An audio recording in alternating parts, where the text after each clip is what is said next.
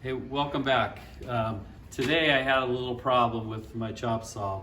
I've had this chop saw for probably 18 years. About a year ago I brought it back to the DeWalt Service Center and it wasn't working, so they charged me 180 bucks, went through it and reconditioned it. But they asked if I was sure if I wanted to do that because it was 18 years old. Well, now it's probably a year older and it's making this weird noise. So I think it's the armature. I'm going to turn it on. Hopefully it doesn't blow up on us. Let me put some glass on just in case. But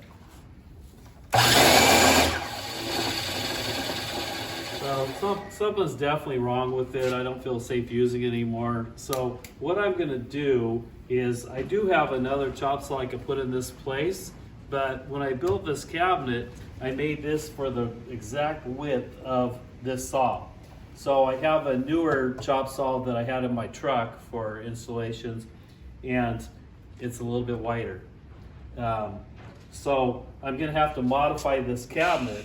Unfortunately, it's maybe an inch wider. So what I'm gonna do is I either have to take all these apart and maybe add an 1.5 inch spacer in between there and push it down, or I might try to eliminate this drawer and just cut into this side and push it over and make it a little bit easier. So we'll see what I do with that. So stay tuned and we'll watch that as this makes progress on this, and we'll show you the outcome. This might be easier than I thought because the new one's about 24 5/8 wide, and this one is 23 3/8. So I'm gonna move it over about 1.25 inches. So what I'm thinking I'm gonna do is I'm gonna take this side off and I'll just unscrew the countertop and slide the countertop down, and then I could build this out, or I could cut the drawer down. So we'll see what happens. Let me try this. I think the height actually is gonna be a little bit, I'm gonna have to lift the saw up a little bit because I think the saw was like 3 5/8 and this one's 4. So I gotta put maybe a 3/8 piece on top of this and lift it up. So I'm going to see what happens here.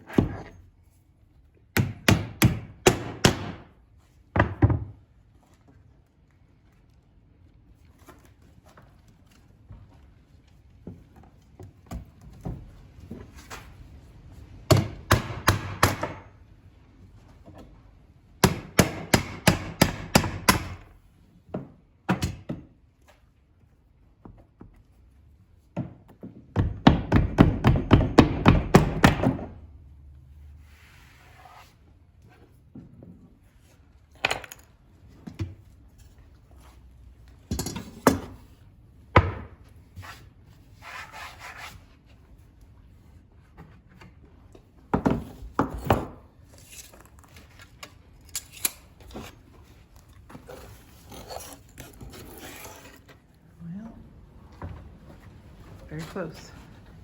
Still about 1/2 inch too much. Needs about 1/2 inch off. So I can either remove the countertop, which all the screws are underneath, could take a while, or I'll see if I can cut the top and slide it back. Let me try that. So it looks like the top of it's the same width. It's just these little tabs here for maybe to fit on a stand or extensions that are about almost 1/2 inch too long. So what I'm gonna do is I'm gonna see if I can remove 1/2 inch off the top here that allow that to slide over 1/2 inch. And the height wise is probably about 3/8 of an inch up. So I'll see if I can raise the base up 3/8 of an inch. So I think the simple solution is I'll probably have to cut it back, not the depth of this, but I have a fence with the Biesmeyer fence on this side. So I'll have to get this back fence even with this scale or that fence, or protrude it out a little bit. So I will have to cut back probably 10 inches or so. So let me see if I can do that. This is gonna be simpler than I thought, I'm hoping. I will have to come back and support this side, but I could do that by adding some wood underneath. And I could still use the drawer front. I could take some off the drawer front, still line the handle up in the same spot. This is a lot quicker than I thought. I mean, I avoided this years ago because I figured the $180 was worth having this all repaired, because I didn't want to move all this stuff. But this may be a lot quicker and simpler than I thought. So what I'm going to do is I'm going to put a level even straight with this edge, and I'm going to draw a line where that meets here. So on this right side of my outfeed table of the saw. And then I was thinking I would take a 1/2 inch off the surface, which again, I could loosen all the screws, but I'd have to crawl underneath the cabinet, take all the screws out and everything inside the cabinet, and it's full of junk. It's got 15 years of junk in there. So I'm gonna just cut a little notch in this and see what happens.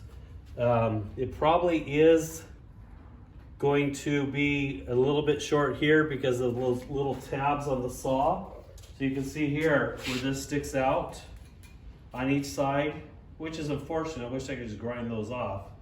I'm not going to, but the top there'll be a gap there when I put the top in, unless I could come in here and figure out where those are and maybe drill some holes and notch that in there. Let me see what happens there. But for now, I got to remove some of this to do that. And this is chipped up from years of use. So let me put something on there to see if I can do that with the router somehow.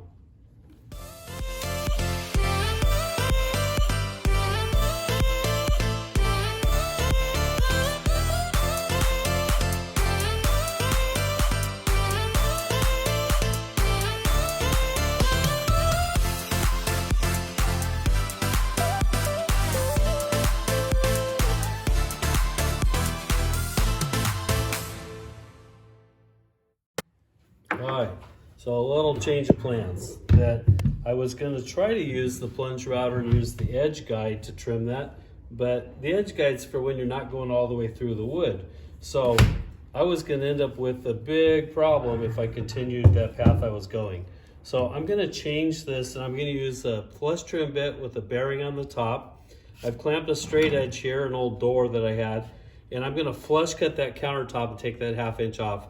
This is going to be much safer. So with the Festool router, what's nice about it is there's directions on here. You push a button to release if you're taking the bit out or putting the bit in. And so it seems like all routers nowadays, you get them loose where you think they're loose, and then you got to take them one more step, and then the bit basically pops out.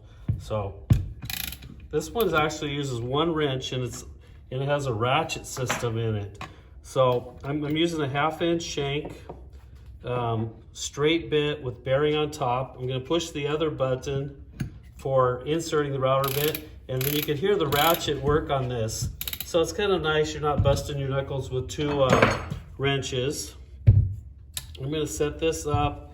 I'm going to plunge this down so that it's going to cut through the countertop, which is a 3/4 inch piece of melamine with like a maple grain. So I'm going to tighten that there. This time I might be able to hook this up. I don't need that edge guide.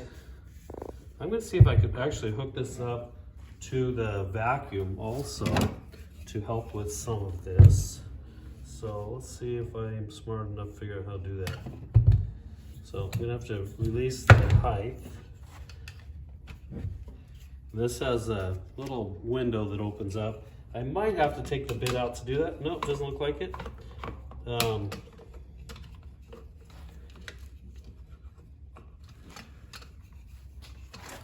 not sure which side that slides on from.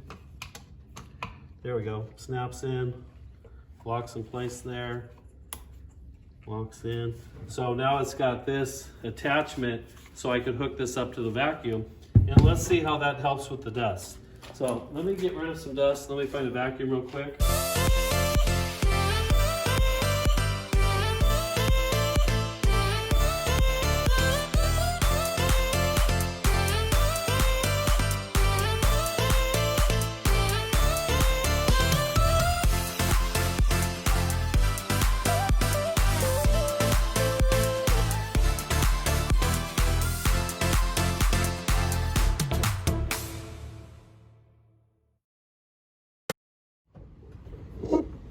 All right, moment of truth. Let's see if it fits. See if my calculation was right.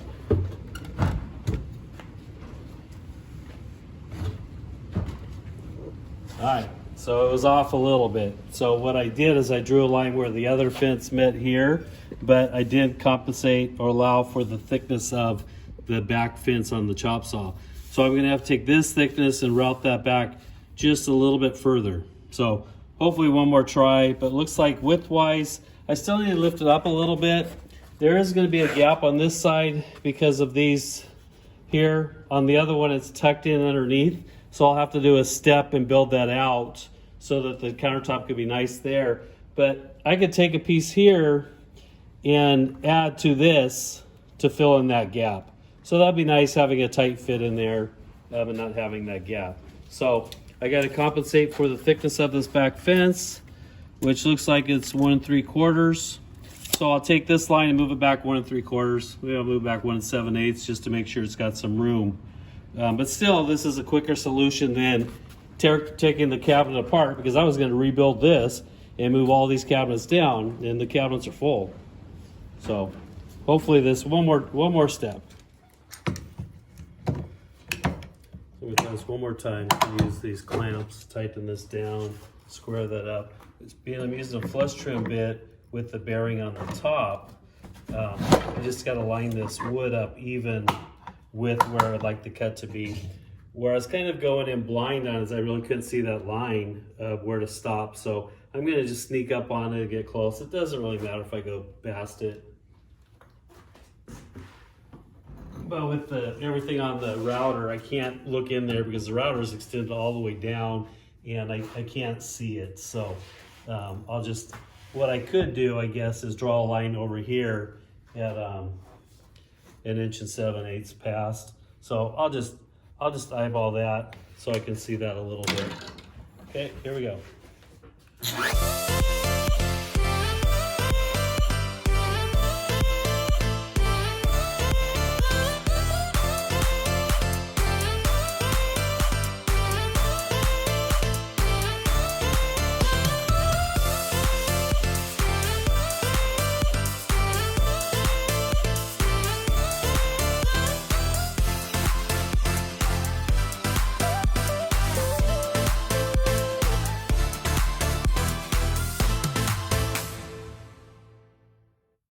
On there again and see what happens.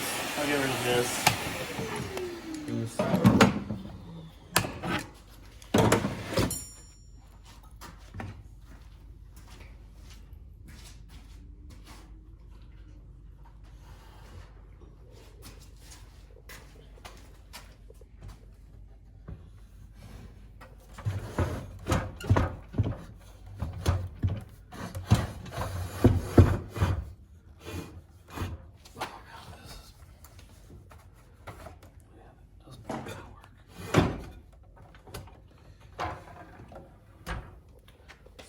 So far it fits in there. I still got to raise that up, but I'm also going to have to line this up with the fence. And I would rather that the saw be just a little proud of the fence with the Biesmeyer stop on it, just because sometimes a board is warped and this is not my fence. This is what I got to hold the wood up against. So even if that was out an 1/8 inch, wouldn't bother me.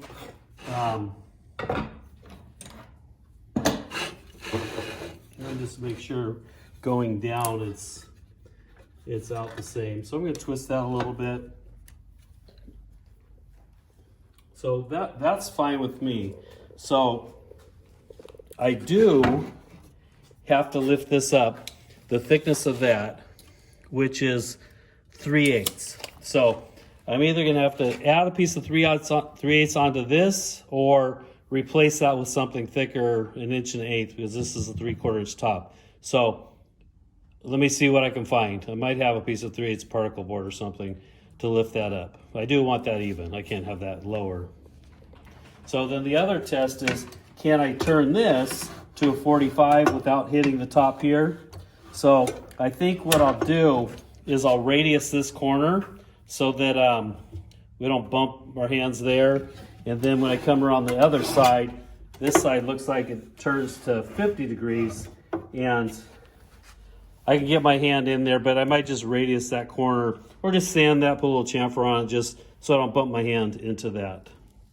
So this is going to be a lot faster than replacing all those cabinets or moving those cabinets. So what I'm doing now is I'm putting a straight edge on to line up the fence of the chop saw. I'm going to make it a little bit proud of my wood fence on the left side.